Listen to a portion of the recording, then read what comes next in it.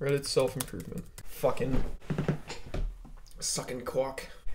How's it going, everybody? Welcome to my YouTube channel. My name is Cameron Champa. It's really great to have you here. I'm grateful that you decided to click on this video and give it a watch. Today we're going to be talking a bit about self-improvement. I've done a video on this topic before where I sat down and rambled and read various things on the self-improvement subreddit and you know, just kind of got my thoughts out there on things that people posted.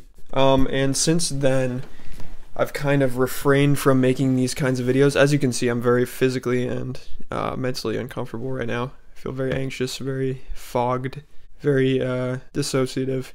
So I'm going to be fidgeting a lot throughout this video and switching and, you know, whatnot. Voice is going to be trailing. I'm going to be feeling all sorts of weird ways. That's a part, I feel like that might add some good shit to the video. It might add like some beneficial elements. It's a lot more real for me to sit here and talk in my most natural state, just be uncomfortable and awkward and try not to force positivity or force my personality to shine through the anxiety. I don't know, right now the topics that we're talking about relate to those kinds of struggles, and I feel like if I'm here having an authentic conversation about difficult situations and the path to recovery from said difficult situations, it almost provides my opinions, my takes with a little bit more validity. I'm already struggling to speak, as you can see right now. It's very hard for me to stay on track with a thought and also just have the confidence when speaking to a camera to like release it.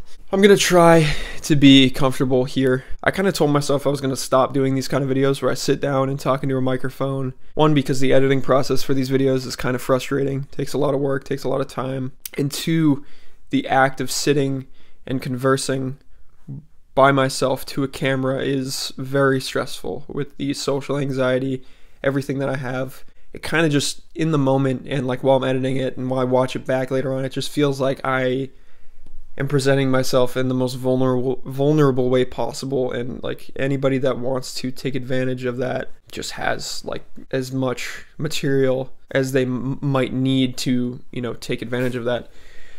That didn't make that much sense, but yeah, it's just like I don't feel comfortable speaking in front of here because I feel like, I don't know, I feel like somebody could watch this and just like see it and be like, this is so easy for me to make fun of. This is so easy for me to riff on. And in the past, recording these videos where I sit down and talk has led to a lot of really conflicting mental road bumps, roadblocks, whatever. But after some deep thinking, deep as a kiddie pool, I came to the conclusion that it's probably healthy for me to face this fear, face this difficulty, make these videos, find a way to enjoy it, find a formula that works for me rather than do what I was doing previously where I was forcing it and just trying my fucking hardest to sound like a palatable YouTuber. I just assume that if I approach this now with the assumption that my unfiltered personality is capable of being liked, capable of being entertainment for somebody out there, then the process of making these videos will be a lot easier, and then I'll have a lot more material created, which will make me in turn fulfilled and could potentially lead to excuse me, revenue sources in the future. Okay, I feel like I've already started this video off just rambling like a fucking maniac, like Charles Manson, just sitting here and talking and talking and talking with no direction, just going in loops. So I'm just going to put a little disclaimer. I'm probably going to do that throughout this video. I'm going to be all sorts of weird and awkward and uncomfortable. I'm not asking for anybody's pity. I don't want anybody's fucking, oh, he's, you know, so uncomfortable. How cute. You know, he's so weird. We love a king that's cute. No, fuck you, honestly. That's not what I'm in search of at all in explaining this and telling you my truths and my struggles. This is just the only way I'm capable of feeling comfortable having a one-on-one discussion with you, is if I lay all of this out first. Then it's like, okay, I'm not trying to conceal anything. That makes communication easier, if that makes any sense. I don't know if it does. Like I said, don't know if I'm speaking in a efficient manner at all. Probably not. But so what we're gonna do today is continuing with the video that I did a few months back where I talked about self-improvement. We're going to go on the subreddit r/self-improvement, and we're going to look at some of the posts that people have put up, and I'm going to riff on them, give my advice, provide my perspective, if I were in a situation similar to a particular post, maybe how I got out of that situation, or how I worked around it, or what it felt like to be in those very low lows. Yeah, like I said, I'm going through it right now in some ways, so I think this can be a healing process for me and for you. If you are also going through it, we can have kind of a mutual session of indulgence together on self-improvement and whatever.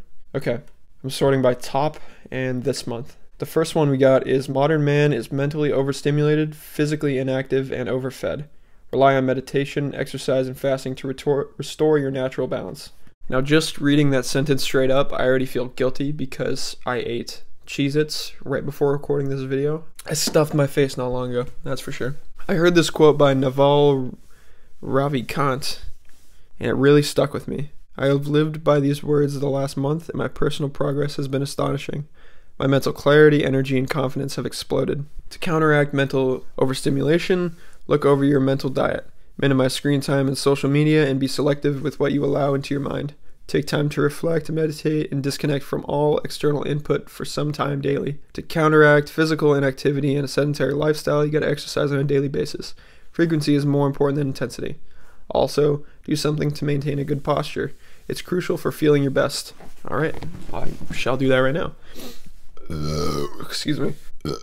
Okay, so far good posture has only forced a couple belches out of my gullet, so maybe that's a good thing. To counteract overeating, practice contentment in everything you do. Be selective of what you put into your body. Pursuing pleasure for its own sake destroys motivation and gathers momentum to pursue comfort. Fasting in this case includes abstaining from porn and other type of external pleasure seeking. I agree with that quite a bit. This is kind of like I don't want to demean this post and say that it's like basic self-help advice, but I feel like the first thing you're met with whenever you're going through a sticky period of your life is somebody saying, whether it be a Reddit comment or a YouTube video, is somebody saying that you need to cut down on the stimulation, on the things that aren't productive, the things that only exist as entertainment or sources of pleasure or indulgence that remove you from reality. You're always told to step away from that stuff. And I definitely agree, and that has really helped me a lot in this journey of just becoming more comfortable with myself, being more comfortable in social settings, especially ones like this where I'm basically public speaking or giving a presentation. You know, that also goes hand in hand with other things, because now that I'm, abstaining from that, that's also inadvertently leading me to abstain from other things without even realizing it. Holy shit, Cameron, speak English. When you're not indulging in the most pleasurable thing humanly possible, which is sex, porn, whatever, you kind of feel like a new sense of power, a new sense of control over your desires. And with that power, you kind of have this extra motivation to go the extra mile and avoid unhealthy foods, and to exercise a little bit more, and to just do things that are overall more beneficial for yourself. When you're in that process and you're putting the work into overcoming an addiction or trying to persist through a period of, delayed pleasure, you don't want to sabotage that by indulging in something like too many Cheez-Its, which then leads you down the rabbit hole of eventually going back to, porn, alcohol, whatever. But it's also like, this is just like the cherry on top of the cake if I avoid this as well. So then you feel extra good about yourself.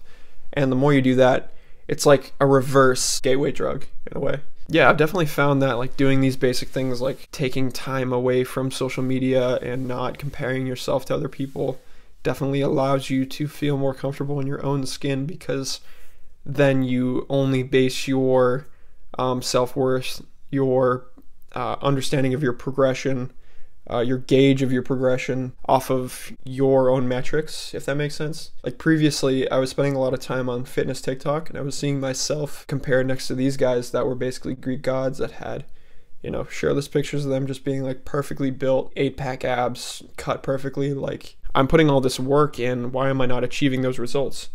But then when I realized, once I stopped going on that side of TikTok, once I deleted the app from my phone, I realized that I shouldn't be comparing myself to those guys because they have a completely different genetic makeup than me, work out completely different than me, they eat differently, they have different lifestyle factors, whatever, different past experiences that led them to be the people that they are today. So then when I compare myself now to who I was a year ago, whether that be with fitness or with my personality or whatever, I can definitely see the progression. I can definitely like see obvious improvement over that period of time. And when you're constantly comparing yourself to people that have unattainable achievements and that are in positions that you could only dream of ever being in, or that just look slightly different than you, that's demotivating. That makes you feel like, you know, you're not doing enough. So I definitely feel like, you know, making these small changes can definitely restore your confidence and just kind of ground you back in a healthier foundations for you to approach both abstaining from overindulgence and pleasures and also your progression towards your goals. I apologize if none of that made sense. Like I said, the anxiety is eating away at me right now. So, okay, next up, we got just a quick reminder.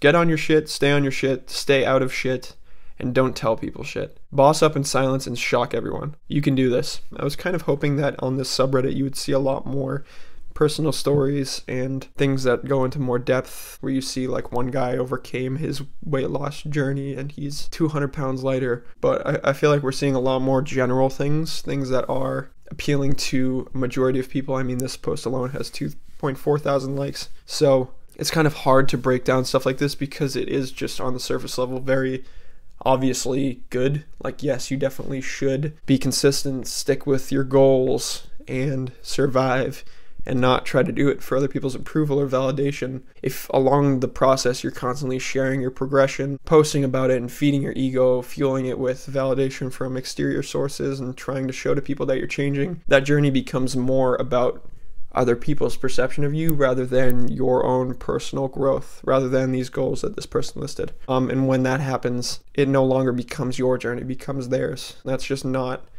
fucking healthy. That's just stupid. Like, why would you ever want to live in the eyes of other people? Like, it's just infinitely better to do all of this for yourself, even if you feel like you're a demon in the eyes of other people. If you are capable of eventually becoming comfortable with that loneliness and that isolated progression, you will become a stronger person overall. And it's just honestly like, I don't know what it is, but just like the archetype or just the idea of going to the gym alone, putting my headphones on and just grinding out a good session and coming home and nobody has a fucking clue that I did a good thing is just so motivating for me. Because then like it also, this is really stupid, this part right here that I'm about to say, but it's like whenever I get shat on with somebody, it kind of allows me to say like, you don't know anything about me. I put all this work in to develop my character, to develop myself, to become a better person, and you're out here just based off of the surface level traits that you pick up on picking on me. It allows you to be more secure facing those aggressors because it's like you've made commitments to yourself, you've learned how to respect yourself and to treat yourself well. So it's like, who gives a fuck what they say, because it's obvious to you that you're doing the right thing. They just don't know you like you know you, if that makes any sense. But like I was saying, it's hard to really break this down because there's not like, it's not talking about the struggle that comes with this, because I feel like the most important thing about self-improvement is realizing that the pain is always going to be there. The frustration of dealing with your failures, your mistakes, your mishaps, and being left behind by the majority or whatever, that pain is always going to exist, and it's going to manifest in other ways. Once you solve one problem, it's going to find another way to exist in your life. I just feel like it's a lot more inspirational, a lot more interesting if people went in depth in that and talked about like survival rather than just, you know, boss up in silence and shock everybody. I'm going to move on to the next one because I don't have anything to say about this. The calm I felt after a really good gym session made me realize that 95% of the problems I have in my life are a result of my own mind. I pretty much just finished a really good leg day session, like close to passing out type of good. Ooh, I like that. I haven't had that yet, but I would really like that. After I left the gym, I had this overwhelming sense of calm, and all of a sudden I felt like I was seeing things a lot clearer. Like a lot of the things I stress about aren't really a big deal, but with my thought process I turn them into big deals. Are there any ways to prolong this sense of calm and clarity? I'm glad that you asked that question. It's going to take me a second to process this and then build off of it or ask questions to this person. So give me a moment to sip my seltzer water and we can return to this immediately afterwards. Commence water stepping session. Maybe it's just the way that this person worded this, but I don't even know how they ended up coming to that conclusion. Like, what connected a really good leg day to my problems are created in my head? Like, what was the process? What was the missing link that made those two things exist in the same playing field? I guess you kind of had like a post-nut clarity kind of thing with the workout. When you have a really good session at the gym, and this is like the most primal way of getting this, you get a profound sense of self-respect because you told yourself you were going to do this uncomfortable thing. Maybe you showed up to the Planet Fitness feeling a little bit weak, like you felt like your body was frail and that you were kind of chubby and gross and you hadn't eaten that well throughout the day, and you were going in there just like, oh my god, I don't want to do this at all. And there's just all these factors telling you that this is going to be uncomfortable and that it's not worth your time, that you're going to sabotage yourself, whatever.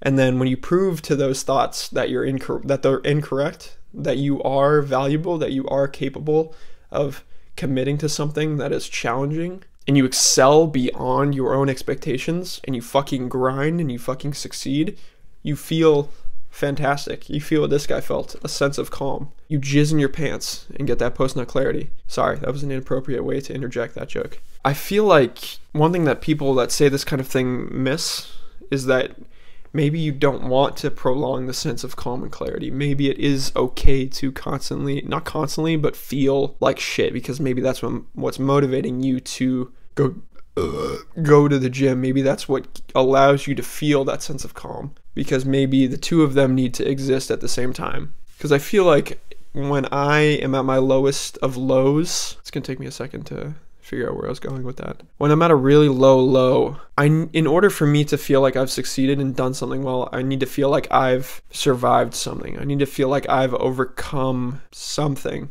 usually something internal, some sort of self-doubt, self-hatred bred monster, and I've kicked its ass and I've survived and I've come out a better man. I'm not capable of feeling pure mental clarity if I'm just being completely natural, if I'm neck and neck with a situation. Like, I only get that really good positive if I started off at a really bad negative. You know what I mean? So this begs the question of, do you want more of that clarity or do you want more peace? You know, in order for you to have more of these moments of just like, wow, I've done something good and I feel really good, you need to consistently prove to yourself that you are better than your own expectations. So maybe you don't need to feel really bad, but you do need a little sprinkle of self-doubt. You do need a little bit of failures in order to contrast the positive. Otherwise, the positive just becomes completely neutral. Okay, I'm going to go on to one more. Let's read this one. I made it to 21. After many years of intense suicidal thoughts and tendencies, I've made it to year 21. For the first time, I am happy to be here for another year. That's wonderful. That's really, really good. I'm really glad to hear that, Scarlett 264350. That's fantastic. I mean, there's not much else for me to say about that. I'm really glad that you've survived through that, because that's not even like... We were talking just moments ago about the duality between negative and positive and how you need negative to be positive, but when you get to a point of suicidal thoughts, tendencies, conspiring against yourself, it's not the negative that you're contrasting the positive with. That's just a dull, neutral decline. Like, that's a thing that completely absorbs you, and the most positive of positives can't shine when that is prevalent in your life. And I don't mean to explain that to anybody, because I'm sure if you're watching this video, you've probably been to that point where you're at your very low, you're at rock bottom, and you don't even know how to feel anything anymore. You're not even sad, you're just gone, you're just empty, you're just entirely a shell for expressing shame, and the only thing you can think of is just removing yourself in order to reduce the negative impact you have on this world, or to, just end the pain that it's causing. So I don't mean to explain, whatever. Yeah, that's just such a difficult position, and I've been there so many times throughout my life, and often I come to conclusions, maybe after I learn something about myself or I uncover some sort of trauma or a negative experience. It's not even like I'm like, damn, dude, that freaking sucks. It wouldn't be me being sad about losing a friend or losing a girlfriend or my dog dying or whatever. It's more just like I get to that point at my very low lows when I feel absolutely nothing. I feel completely worthless. When I dive so deep in my own introspective pool that I feel like I am a stain on the planet. You know what I mean? It feels like I can only take, I can only manipulate, I can only harm the world, and that I'll never be able to just naturally be a positive force for good or do anything of value for humanity in the ways that other people can. Like I'll constantly be thinking about how friends that I have or people that I care about are just so easily wonderful, and they just constantly leave nuggets of gold in the world peppered throughout. When I'm at my low lows, I don't know why I worded it like that, low lows. It's like all I do is I pick up that gold and then I sell it for fucking crack. Not literally, but metaphorically. I don't smoke crack. Just need to clarify that. Yet. Basically, I think I'll end this saying that if you have the strength and you put the work in to overcome that feeling, and you find some way after weeks, months, years of trying, sifting through a whole host of remedies, trying your hardest with every resource imaginable to cure your ailment, and you're finally capable of overcoming it, and you finally see the light at the end of the tunnel, I am so grateful for you to be on this planet. I can just say congratulations, because that is truly wonderful. That's one of the strongest things a human being can do on this planet. And I'm grateful that this person made it to 21, because not making it to 21 would be a real tragic loss, especially somebody who's this introspective and thoughtful.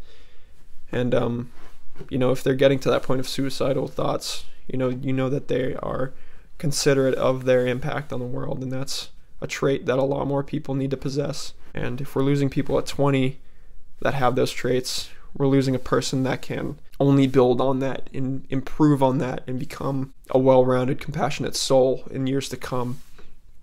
And that would be a really impactful and great loss. Thank you very much for watching this video. Let me know if you want to see more of these. Feel free to subscribe if you'd like to. It really helps out the channel, because the channel's at not a lot of subscribers right now. Not a lot of people watching my shit, but that's okay. Dick and balls. That's all I gotta say. Come.